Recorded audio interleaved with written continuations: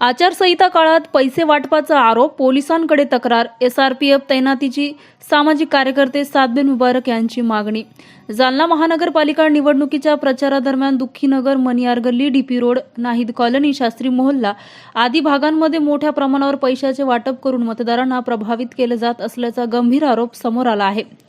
या प्रकरणी कार्यकर्ते सादबिन मुबारक यांनी आज दिनांक 13 मंगळवारी रोजी सायंकाळी 5 वाजेच्या सुमारास थेट पोलीस अधीक्षक आणि जिल्हाधिकाऱ्यांकडे लेखी तक्रार दाखल केली आहे.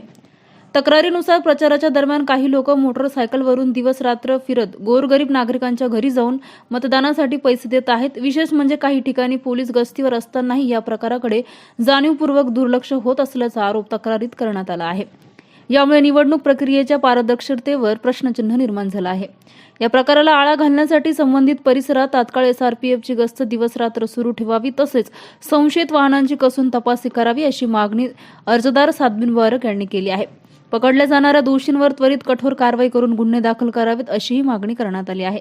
निवडणूक काळात गैरप्रकारांचा थारा दिला जाणार नाही असं वारंवार सांगितलं जात असताना प्रत्यक्षात घडणाऱ्या घटनांमुळे पोलिसांच्या भूमिकेकडे नागरिकांचे लक्ष वेधले गेले.